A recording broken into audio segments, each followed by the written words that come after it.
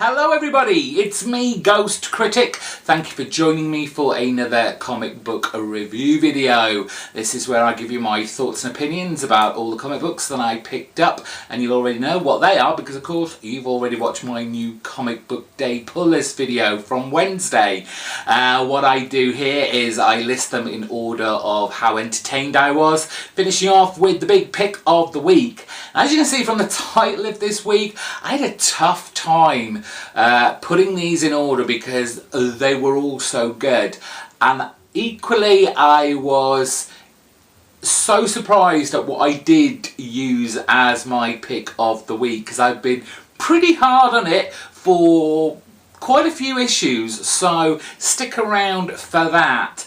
Now, I have had to kind of cheat this week because they were so good. If you saw my Wednesday video, you will know that there was a comic book that actually came out. I don't know if it was last week or the week before, but because my pull list was so small this week, I thought I'd pick it up and give it a go. So, and I think it would have been quite low on my list anyway, regardless of when I picked it up. And it is the one that I least enjoyed. So let's kick off with this Ragman, issue number 1 from DC. This is a 6-issue mini-series, and let's be honest, Ragman isn't exactly a high-profile DC character. He's been used in a lot of events, pre and post New 52. He was in Blackest Night. He was all part of Shadow Pact for a while with the whole Final Crisis, I think it was, and the Spectre, Countdown to Final Crisis, all those crises. He does seem to always tend to turn up and obviously be given his kind of power set, I guess, and the links to the occult and the supernatural, that kind of gets used in the magical side of the DC universe. And with this issue, my problem really was that, not that they really messed around with the origin, because they do kind of take elements of the original origin story of Ragman, but they kind of update it and maybe twist a few little things around along the way. We begin in this issue with us in Israel, where with this kind of group of army guys, I guess, and they're coming to the end of a tour, I'm presuming, and they've heard rumours of a tomb that has this gold in. So basically what they're doing is looting, but in a foreign land. How they think they're going to get this kind of this gold bullion out of Israel, I don't know, but it's comics, so we just have to go with it.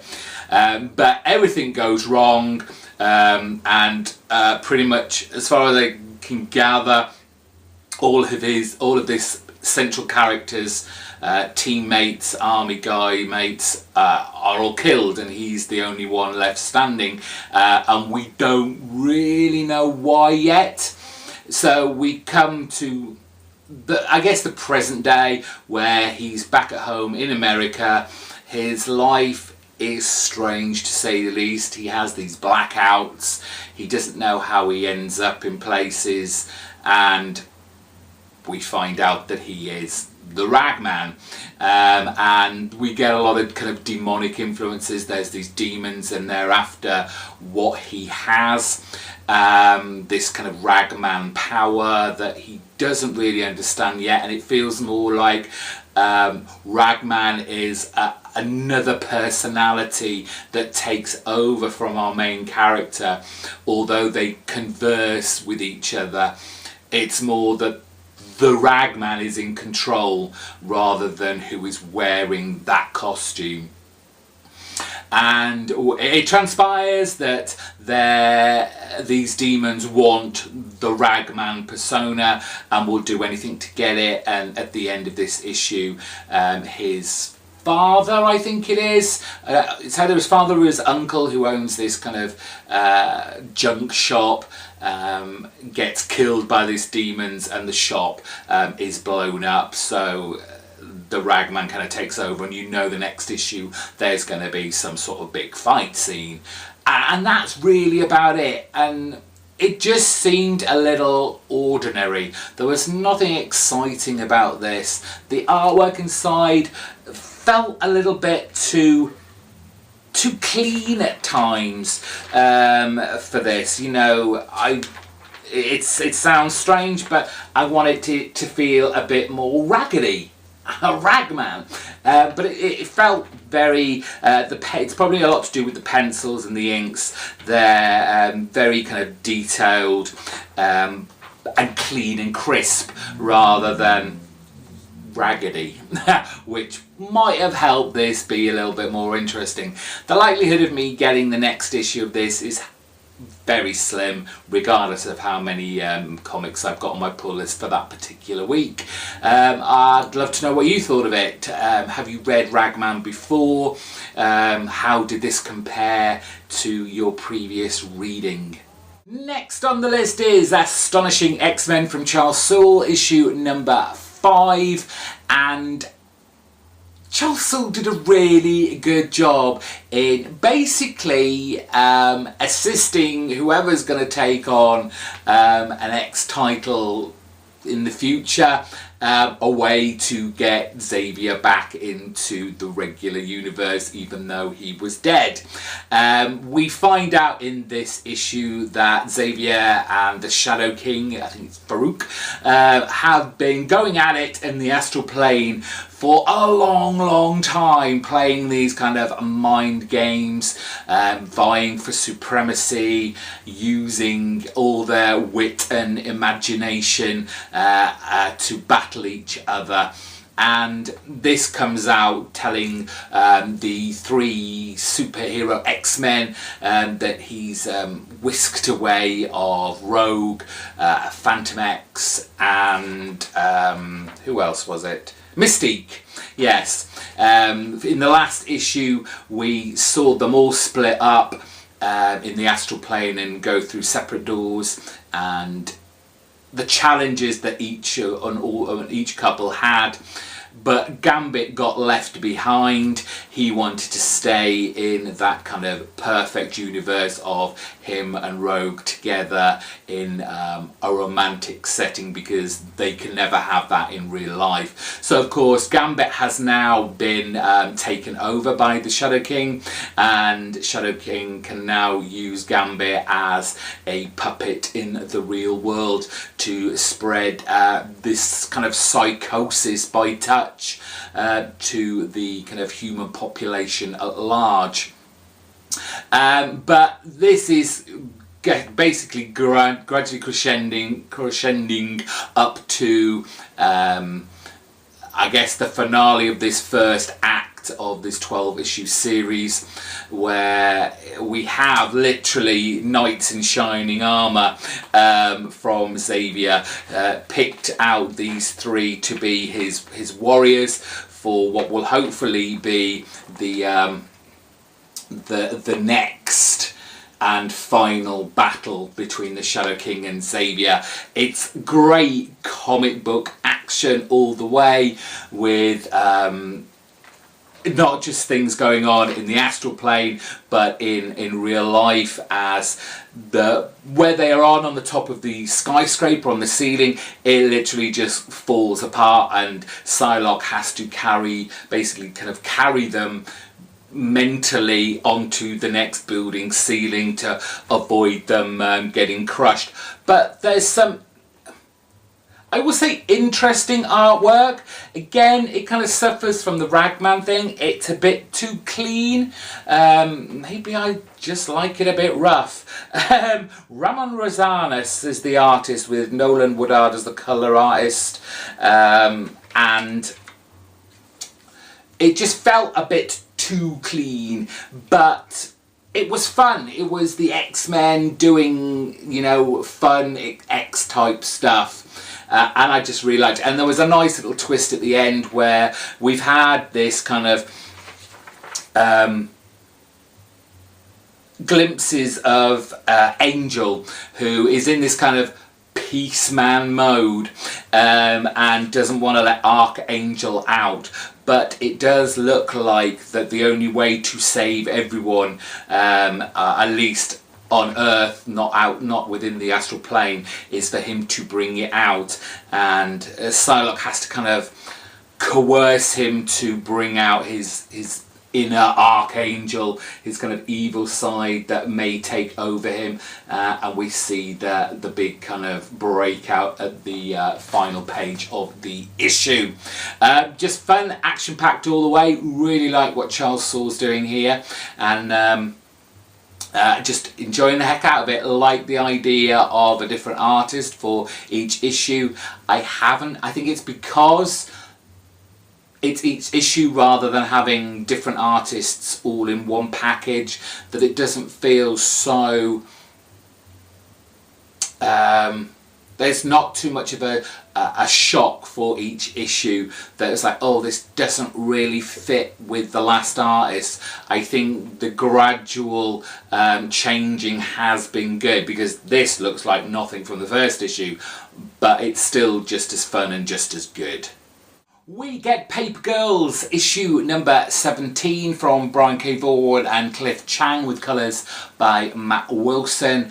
And if there was ever a book that really helped the reader with what has literally been going on for the last 16 issues, this pretty much was it. As we have our girls, one of them has been split up from the group and is doing other stuff, which we'll talk about in a moment, but the other three have come across this woman who seems to know a great deal about what is going on, and she is very carefully, I would say, at first I thought it was just a ploy to explain what the hell has been going on, who these kind of future people are, why they're all fighting each other, until right at the very end, and the twist and the kind of cliffhanger we'll get to. But yes, fills in lots of gaps about these future scientists, why some are against the others, what they're actually up to. And on the flip side, we've got poor Tiffany, who is on her own in this world that doesn't quite feel like it should do. It almost feels like it's an alternative universe to the year 2000 which they're in. There's just some odd things that are going on, not least the fact that there are two giant human moving kind of robots fighting each other in the middle of this small town. But Tiffany is doing her best to try and keep herself alive, and along with that, the police officer who was about to take her in before they crashed.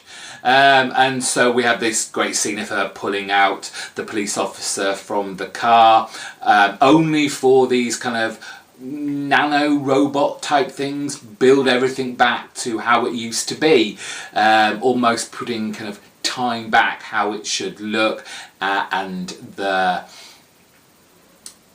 these future people who are making a mess of everywhere put it back together how it looked before they were there, so it looks like they weren't, kind of mending time kind of deal. And so we have Tiffany escape from there. She runs off, she goes back to what she thinks is going to be her family home, and it's a bit of a mess. And there's this kind of dark goth chick in an armchair, and it's like, who the hell are you? To which she replies, I'm Tiffany's wife. Which is, what is going on? And not only do you get that, but once the girls have got kind of up to speed with all the information dumped on them by this kind of old woman who's been documenting these visitations from future people. The old woman kind of turns, kind of flips on them after being quite kind and benevolent to them. She pulls a gun out on them and basically says, "You're not who I actually thought you were, and now for that you know too much and you must die." So both are paper girls, whether they're in a group or they're on their own. They have both got some cliffhangers to deal with, and it's just a great book. I think I'm very much in agreement with Damien Sleepy Reader in that this will be a great read in trade, because it is kind of slow moving to a certain point. Action does take place, but it's kind of a slow build up, so getting it in big chunks will probably make for a better read.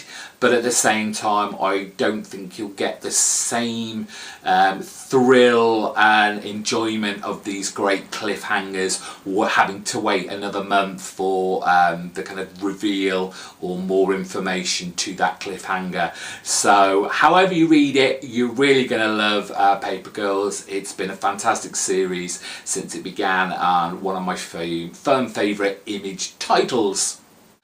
So this Lazarus 6-issue mini-series we've been having while the main title is on hiatus, Lark catching up with the fantastic art he does, so he's having a well-earned rest and recharge his artistic batteries. So instead we've had this mini-series X+66, which has been one-shot stories set in the Lazarus universe. And they've all been really good, and this one here, no exception. As we get, the great thing is we know that there are kind of 3 or 4 main families, the kind of aristocracy of the Lazarus universe that is basically running the world, and then you get these families that are smaller. They don't have as much influence, so they kind of pledge their allegiance to the larger houses. And we come into this book with 2 of the smaller houses, and I'm going to have to read their names because they love their funky sounding names, they really do. We've got the Amayas Kasimi and the Nkosi family, and they have both been charged by the Carlisle family to go and retrieve some information from one of the rival families' kind of defunct laboratories, in an effort to gain some information about their Lazarus, and a way to perhaps reverse engineer to make their Lazarus all the more stronger. And you get this great scene from both families' perspectives for the first few pages, where the kind of main family member is they're briefing their particular Lazarus on what their job is to do. And of course they are incredibly similar. And then the kind of twist at the end of this briefing is that despite they're both working for the Carlisle family, each family member of these smaller families tell each of their Lazarus that when the opportunity is to arise, they're to kill the other Lazarus. Now, to kind of bump the stakes up here, the 2 Lazarus, they know each other. They are, for want of a better word, they're friends. They know each other. They have a relationship of respect, and this is what is so great about Rucker's writing in this, is despite all the action that goes on in here, it's the tension building behind it where you get to the end, to that point where you know, as a reader, what is going to happen between those two, who is going to kill who, and you're just waiting for it. You're soaking in all the great action, and again, Rucker, along with the new artist on here, again, this is another of those mini-series that are choosing a different artist for each issue. And this was Aletha Martinez, which at first I wasn't really enjoying, but then as the issue went on, I really enjoyed it. There's this great kind of splash scene, hopefully you can see that, of them infiltrating the camp, and it just kind of shows in just that 2 pages their skill, their brutality, their efficiency at taking down their enemies. So they work, these two Lazarus, they work really well together. One more the kind of although she's a great fighter, is just the equal of the guy. She's more of the info gal, and she's gonna break the system and come back with the information. And the other guy is more the warrior. He's going out there, he's gonna kick some ass, he's gonna let blood spill, but they work great as a team, which makes the tension all the more palpable, because you think, oh my god, they get on so well, they're really great together, why can't they just be friends and not have to have this final big battle? And then you get to the end of the page, of the last page, and there hasn't been a fight between them. And the two just look at each other and they go, I'm just going to tell them the opportunity didn't arise. And while they both know that the families aren't going to buy this, they don't care. And I think that's another great thing, that this mini-series isn't just so insular of itself. It respects the actual stories that are going on in the main Lazarus series, because we've already seen Forever questioning what her family are doing, who she is as a person. And as we all know, and as she knows now, is that basically she is a clone. These Lazarus are kind of programmed pieces of mass destruction. They are weapons that can be programmed, which is a bit strange, and we've seen it in the past issues in here with other families and their Lazarus, that they have these, you could call them glitches or just program faults, where they are not just this driven killing machine. They have morals, they have standards that they want to set. Whether they are human or not, being kind of clones kind of thing, to some degrees, they are human people with human emotions, and you would think the families would have found a way, and they do through drugs to some extent, but you'd think they would kind of get rid of those flaws and just make them these focused soul killing machines. But a great book, really had me kind of hyped up towards the end, and while the big finale that I was expecting as a reader didn't happen, I did not feel shortchanged. Penultimate book of the week that just missed out on pick of the week was Stray Bullets, issue number 29, David Lapham, Sunshine and Roses, and it just gets stranger and weirder and head-scratchingly good though.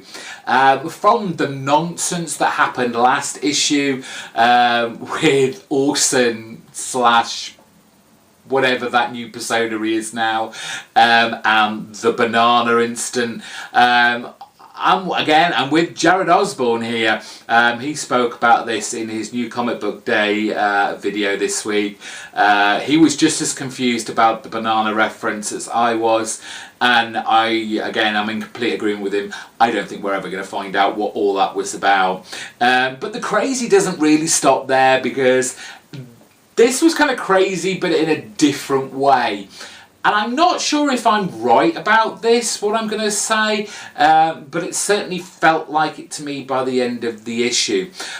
We have two characters that I don't think we really know. I'm trying to remember if we've ever met them before, but I don't think so. And they're basically this junkie couple, Vic and Vernie. They're always looking out for their next hit.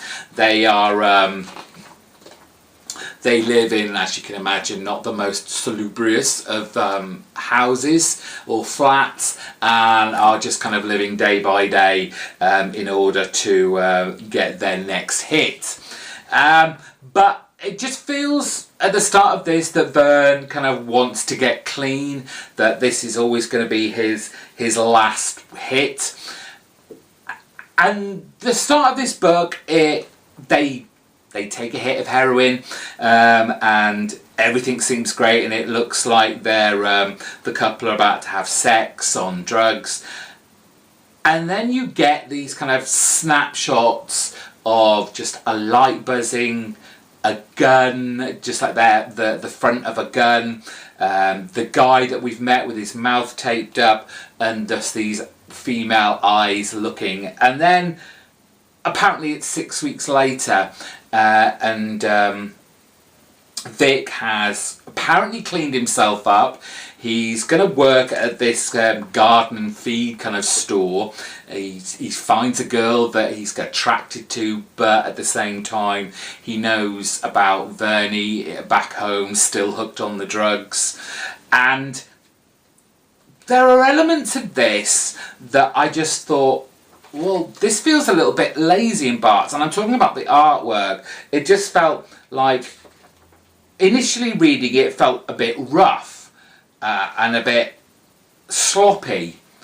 But I think, if I'm reading this right, it was on purpose. Because I think the whole story of this is actually one of Vic's hallucinations, tripping out on the heroin, and that none of it actually is real. As you know, he's making this new life at this feed store. He's falling in love with his boss's daughter. They're gonna run away. Somehow the cops have found him. His girlfriend dies back at the flat from an overdose, but we don't know if it was because of him, because he decides to go back and try and help her out and get her clean, and his idea of doing that was basically mask taping her to a chair and covering her mouth with mask tape, falling asleep, waking up the next day and finding her dead in the chair. But it doesn't feel right, and the last page kind of brings me to that last bit where you have Kretschmeyer and Annie smacking down the door, and he's surrounded by dead people. I'll show you the last page, and it just looks like has he always been there? Has he just been hallucinating all this great stuff that's been happening in his life?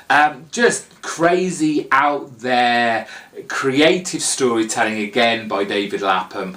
I love this book. I'd never read Stray Bullets since when it was originally came out. I picked it up with the last series before this, and I just have fallen in love with it, and it's been firmly at the top of my list for many a week and month. Now, I think a few of you may have worked out what my pick of the week was this week, and I can only assume that you're as shocked about it as I am. I really did not expect this to be my favourite issue of the week, because from previous months I have given this book a hard time, and as much as I've enjoyed it, there's been a problem with it. And it was certainly addressed and showed me not just a glimmer of hope, but showed me what this writer is capable of more than just witty banter.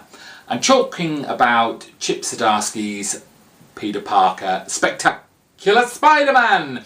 It's issue number 6, and this was a bit of an emotional roller coaster. Let's be honest. It was very, very tough to read.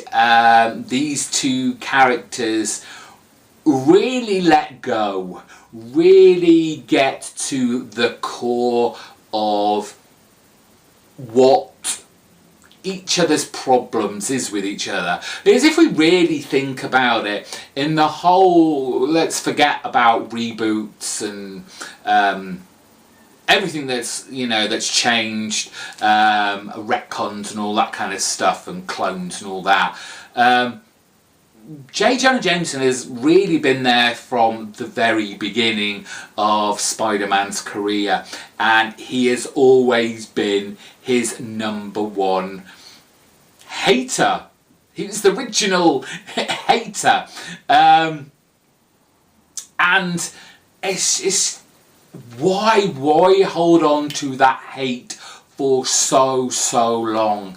And Zdarsky makes it's so beautiful to read this, and it just, my heart just leapt with joy that we didn't have his kind of cheap humour playing all the way through this. Yes, it starts more light-hearted with some banter going from Spider-Man, but there is certainly a turning point very early on in the book where not only, I mean, we know Jonah Jameson's had enough. He's basically at rock bottom almost here. He is no longer that kind of highfalutin man, businessman running a big paper. He is writing an internet blog that nobody reads. So we already know he's kind of at his lowest point, and basically has nothing to lose here. But it's Peter Parker, it's Spider-Man's, I'm not going to take this shit any longer. I've had enough of this. You have basically been my kind of #1 enemy from the beginning, and I want to know why. It's got to stop now. And it hopefully does. It does feel kind of like a cheap shot that basically by the end of this issue, Spider-Man takes off his mask to reveal to J. Jonah that he is actually Peter Parker, and that he knows what it feels, you know, one, to lose someone, and explain to him that what he is doing, he's doing for the good of everyone, because of his guilt for letting the killer of his father get away when he could have done something about it before it even happened. And it was just really emotionally packed. The artwork for me, we had Michael Walsh on art here, and it took a bit of time to get used to. It was this kind of indie style looking, less comic booky look at Spider-Man and the environment that he's in. But I think it needed that more down to earth, almost, I guess you call it, human touch for this very touching story. Of course, this has to end with a bit of a thrill at the end. J. Jonah already putting out the word that he's going to have this exclusive interview with Spider-Man at this particular point in night. So, of course, the FBI, the police, are going to come crashing in to get Spider-Man, but fortunately he escapes, goes back to his flat, but in his Peter Parker guise. But who's waiting there but more cops, more FBI, more kind of SWAT teams who are going to arrest Peter Parker and hopefully try to get the information out of him where Spider-Man is. How ironic. But just a fantastic issue, and I hope this is a sign of things to come. I've always said that, you know, Spider-Man is one of my favourite characters. I haven't always collected Spider-Man, but he has always been there in my kind of Marvel heart. So I was happy to be able to pick up a Spider-Man title from, I guess, the ground floor, and without having to have too much baggage from before to have to know about to enjoy the book. So there's your pick of the week. I doubt many people will agree with me. What was your pick of the week this week out of the books that you read? Please let me know down in the comments section below, because I'm out of books now. They were the books that I picked up. I hope you enjoyed all my thoughts and opinions on those. Quite happy to disagree. Let me know why in the comments, and I will see you very soon. Well, not very soon, because next week probably won't be a comic book review video, because if you watch my Wednesday's video, you'll know I've got next week off. I'm on holiday. I'm not at home, so I won't be able to get to my local comic book store. But I'll catch up, and I will see you all very soon. Enjoy!